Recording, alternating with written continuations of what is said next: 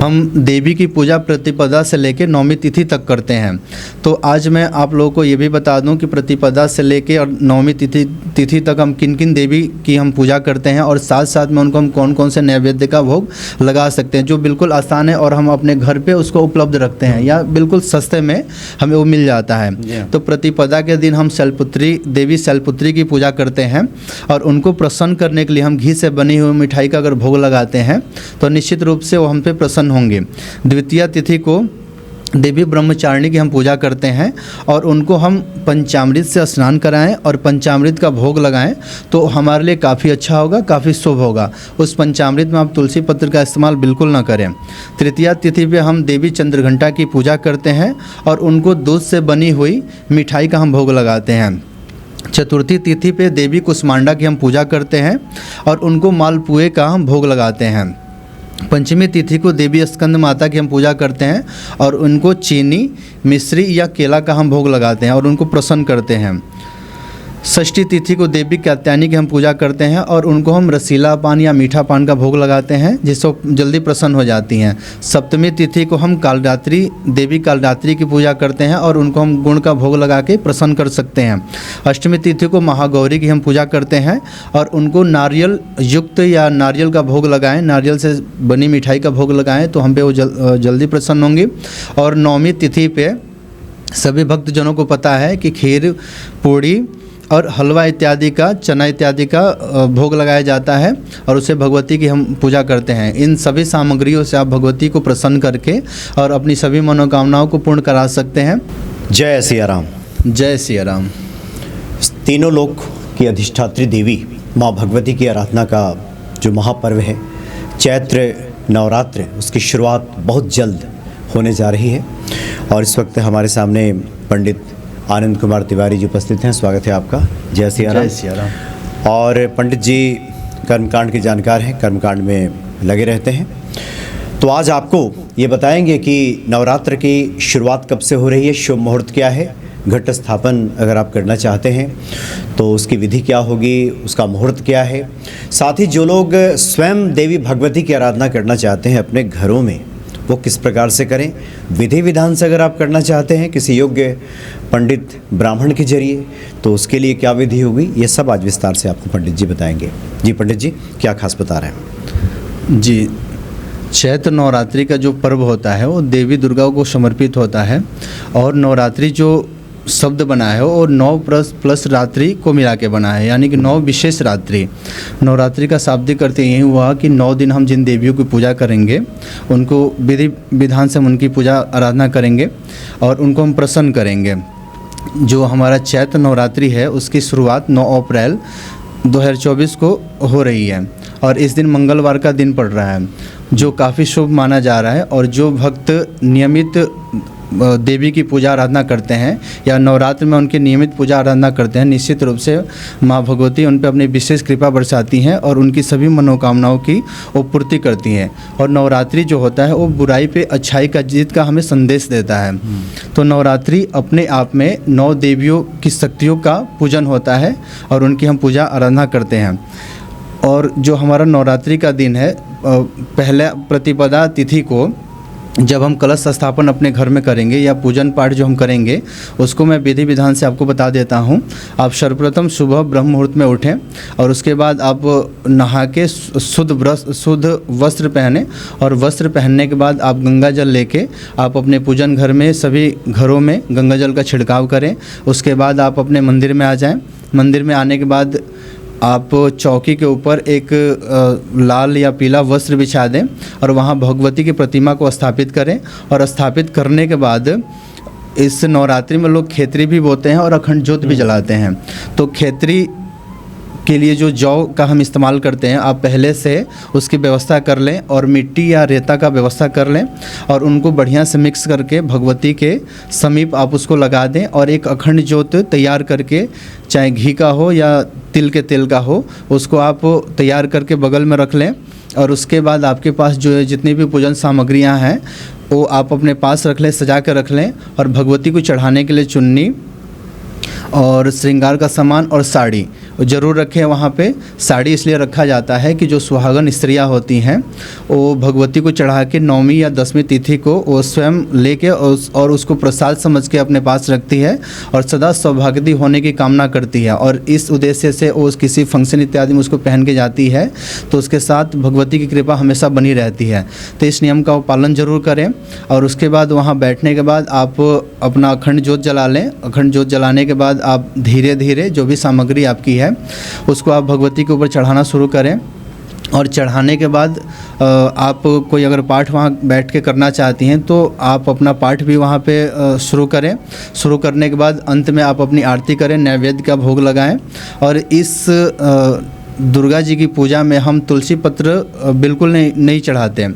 तो नैवेद्य का भोग लगाएं या फल का जब भी भोग लगाएं तो आप तुलसी के बिना उन चीज़ों का भोग लगाएं, नहीं तो भगवती आपसे नाराज़ हो जाएंगी। तो तुलसी पत्र का हम इसमें बिल्कुल इस्तेमाल नहीं करेंगे। और आरती पूजन करने के बाद वो प्रसाद आप स्वयं ग्रहण करें और अपने भक्तों के बीच या आप अपने परिवार में उसको ज़रूर बांटें। और बांटने के बाद बड़ों का आशीर्वाद आप निश्चित रूप से लें। और आप जो नियम और विशेष है वो भी मैं आपको बताता चलता हूँ। जैसे हम नवरात्रि का व्रत तो करते हैं और बहुत लोग प्रतिपदा के दिन करते हैं, अष्टमी को करते हैं या नवमी को करते हैं, तो वो 2 दिन व्रत करते हैं। लेकिन बहुत भक्त ऐसे हैं जो प्रतिपदा से लेकर 10वीं तक का व्रत करते हैं। तो वो लोग इस व्रत को कैसे करें और उस व्रत में क्या खाएं और क्या न खाएं वो मैं आपको बताता हूँ। जो भक्त प्रतिपदा से लेके या 9वीं 10वीं तक व्रत करता है या प्रतिपदा या अष्टमी नवमी का व्रत करता है वो बिल्कुल शुद्ध अपने घर का बना हुआ भोजन ग्रहण करे। और भोजन में वो क्या करें तो व्रत वाला जो सामग्री मिलता है वो आप लेके और उसको अपने घर पे बनाएं और खाएं। कुट्टू का आटा, सिंघाड़े का आटा, उससे बनी रोटी आप खा सकते हैं। और जो फल होते हैं वो आप उसको ग्रहण कर सकते हैं। दूध से बना जो मिठाई होता है वो आप ग्रहण कर सकते हैं। और आप उसमें घी और मूंगफली का तेल, इन दोनों का ही इस्तेमाल करें, अन्य किसी तेल का इस्तेमाल न करें। और भगवती को जो भी आप चढ़ाएं आप बिल्कुल कंफर्म हो जाएं कि जो हम सामग्री चढ़ा रहे हैं उनको बिल्कुल शुद्ध चीज़ से बनाएं, शुद्ध पदार्थ से बनाएं, तो ही आप उनको चढ़ाएं, अन्यथा न चढ़ाएं। बाहर का जो पेय पदार्थ होता है मैंगो, फ्रूटी इत्यादि जो भी चीज़ें होती हैं आप उसको बिल्कुल न चढ़ाएं। और आप अपने हिसाब से जो आपको अच्छा लगे भगवती को आप वहीं भोजन चढ़ाएं, भोग लगाएं। और भगवती को आप तुलसी पत्र बिल्कुल न चढ़ाएं और साथ में दुर्बा का भी इस्तेमाल न करें, क्योंकि भगवती को तुलसी पत्र और दुर्बा बिल्कुल पसंद नहीं है। प्रतिपदा के दिन मंगलवार का जो दिन पड़ रहा है काफ़ी शुभ है। और इस बार भगवती जो मंगलवार का दिन है उसके हिसाब से घोड़े पे सवार होके आ रही हैं। और जब 10वीं को प्रस्थान करेंगी यहाँ से, हमारे यहाँ से, तो वो हाथी पे प्रस्थान करेंगी। तो आना उनका घोड़े से होगा और जाना उनका हाथी से होगा, जो काफ़ी शुभ है। और भक्तजन ऐसे भी होते हैं जो पूजन पाठ करते हैं और व्रत भी करते हैं और साथ साथ उसमें खैनी, गुटखा, तंबाकू इन सब चीज़ों का इस्तेमाल करते रहते हैं और अपना पूजन पाठ करते रहते हैं। वो बिल्कुल ऐसा न करें। या तो 9 दिन के लिए, 10 दिन के लिए इन सभी चीज़ों का त्याग कर दें या वो व्रत न करें। ऐसा उनके लिए करना ज़्यादा फलदायी होगा, ज़्यादा अच्छा होगा। और भगवती की विशेष कृपा पाने के लिए आप प्रतिपदा से लेकर 10वीं तक आप अपने लिए एक अलग नियम बनाएं।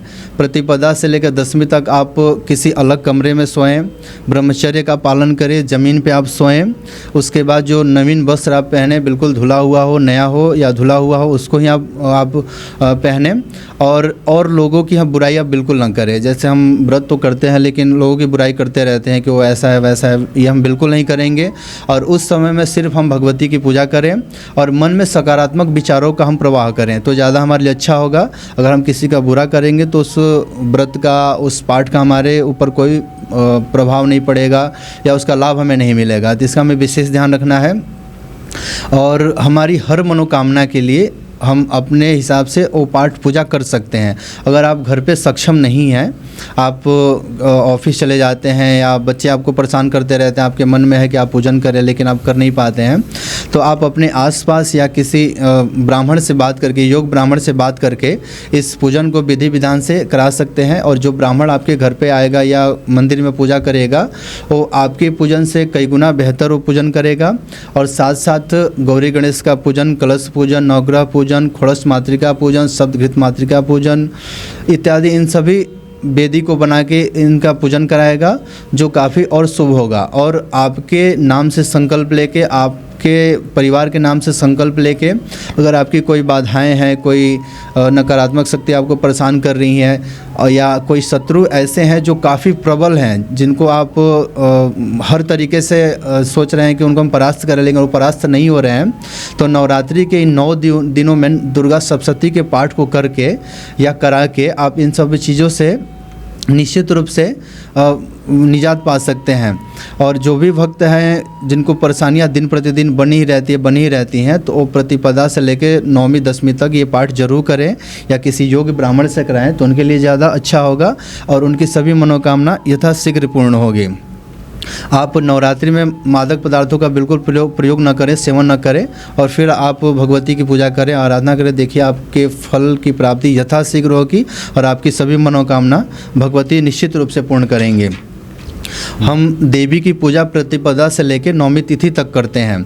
तो आज मैं आप लोगों को ये भी बता दूं कि प्रतिपदा से लेकर और 9वीं तिथि तक हम किन किन देवी की हम पूजा करते हैं, और साथ साथ में उनको हम कौन कौन से नैवेद्य का भोग लगा सकते हैं, जो बिल्कुल आसान है और हम अपने घर पे उसको उपलब्ध रखते हैं, या बिल्कुल सस्ते में हमें वो मिल जाता है। तो प्रतिपदा के दिन हम देवी शैलपुत्री की पूजा करते हैं, और उनको प्रसन्न करने के लिए हम घी से बनी हुई मिठाई का अगर भोग लगाते हैं तो निश्चित रूप से वो हम पे प्रसन्न होंगे। द्वितीय तिथि को देवी ब्रह्मचारिणी की हम पूजा करते हैं, और उनको हम पंचामृत से स्नान कराएं और पंचामृत का भोग लगाएं, तो हमारे लिए काफ़ी अच्छा होगा, काफ़ी शुभ होगा। उस पंचामृत में आप तुलसी पत्र का इस्तेमाल बिल्कुल ना करें। तृतीय तिथि पे हम देवी चंद्रघंटा की पूजा करते हैं, और उनको दूध से बनी हुई मिठाई का हम भोग लगाते हैं। चतुर्थी तिथि पे देवी कुष्मांडा की हम पूजा करते हैं, और उनको मालपुए का हम भोग लगाते हैं। पंचमी तिथि को देवी स्कंद माता की हम पूजा करते हैं, और उनको चीनी, मिश्री या केला का हम भोग लगाते हैं और उनको प्रसन्न करते हैं। षष्ठी तिथि को देवी कात्यायनी की हम पूजा करते हैं, और उनको हम रसीला पान या मीठा पान का भोग लगाते हैं, जिससे जल्दी प्रसन्न हो जाती हैं। सप्तमी तिथि को हम देवी कालरात्रि की पूजा करते हैं, और उनको हम गुण का भोग लगा के प्रसन्न कर सकते हैं। अष्टमी तिथि को महागौरी की हम पूजा करते हैं, और उनको नारियल युक्त या नारियल का भोग लगाएं, नारियल से बनी मिठाई का भोग लगाएं, तो हम पे वो जल्दी प्रसन्न होंगे। और नौवीं तिथि पे सभी भक्तजनों को पता है कि खीर, पूड़ी और हलवा इत्यादि का, चना इत्यादि का भोग लगाया जाता है, और उसे भगवती की हम पूजा करते हैं। इन सभी सामग्रियों से आप भगवती को प्रसन्न करके और अपनी सभी मनोकामनाओं को पूर्ण करा सकते हैं। साथ साथ आप फल का इस्तेमाल करना चाहें तो आप प्रतिदिन अनार का, सेव का, केले का इत्यादि का आप भोग लगा के उनको आप प्रसन्न कर सकते हैं, और आपकी निश्चित रूप से वो सभी मनोकामनाएं पूर्ण होगी। जब आपकी ज़्यादा परेशानियां बढ़ जाएं और हर प्रकार से आप पूजा पाठ करने के बाद भी आपका काम न बने, तो निश्चित रूप से आप दुर्गा सप्तशती का पाठ करें, और जो भी विधि विधान उसमें लिखा गया है, अगर आप स्वयं कर रहे हैं तो रोज़ अगर संपूर्ण पाठ आप कंप्लीट कर लें तो वो करें। अगर ना हो पाए तो आप दुर्गा सप्तशती के अध्याय में ही लिखा है कि आप पहले दिन 1, दूसरे दिन 2, तीसरे दिन 1, ऐसे करके उसका विधान दिया गया है। आप उस तरीके से भी उस पूजन को करके आप काफ़ी अच्छे फल की प्राप्ति कर सकते हैं। और आपके बहुत सारे बिगड़े काम अगर बनाने हो तो ये पाठ आपके लिए बहुत फलदायी होगा। राजनीति में बढ़िया कैरियर बनाना हो, या आपका राजनीति डगमगा रहा हो, तो ये दुर्गा सप्तशती का पाठ आपके लिए बहुत अच्छा होगा।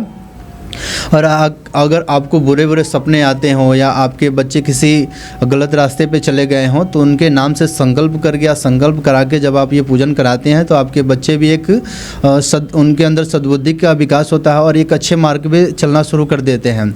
और उनकी जो भी परेशानियां हैं, या उनके माइंड में जो भी बुरी चीज़ें चलती रहती हैं, या पढ़ाई से उनका मन भटक जाता है, तो ये पाठ उनके लिए काफ़ी अच्छा होता है, काफ़ी फलदायी होता है। और हर अध्याय कुछ ना कुछ अलग संदेश देता है। पहले अध्याय से लेकर 13वें अध्याय तक हर अध्याय कुछ ना कुछ हमें अलग संदेश देता है, तो हम उन पाठ को भी अलग अलग करके उन सभी पाठ का भरपूर फल ले सकते हैं। शत्रुओं से आप घिर गए हों, या शत्रु आपको बार बार परेशान कर रहे हैं, टॉर्चर कर रहे हैं, हर तरीके से आपको परेशान कर रहे हैं, तो आप दुर्गा सप्तशती का पाठ करते हैं या कराते हैं, तो आपके शत्रु वो शांत होंगे। गुप्त शत्रु भी जो आपके बनने वाले होंगे वो भी आपके शांत हो जाएंगे, और भगवती की ऐसे पूजा करके आप निश्चित रूप से अच्छे फल की प्राप्ति कर सकते हैं। तो काफ़ी विस्तार से आपने बता दिया। 9 तारीख से चैत्र प्रतिपदा की शुरुआत हो रही है जी। और उस दिन आप इस प्रकार से विधि विधान से देवी भगवती की स्तुति कर सकते हैं। कुछ उपाय भी आपने बताए हैं, उस उपाय को किया जाए तो उससे भी आपको फलों की प्राप्ति होगी। अन्य कुछ जिज्ञासाएँ आपकी शेष रह जाती हैं तो आगे हम लोग पंडित जी से बात करेंगे और उस विषय पे भी बात करेंगे। बहुत बहुत धन्यवाद आपका। जय श्री राम। जय सिया राम।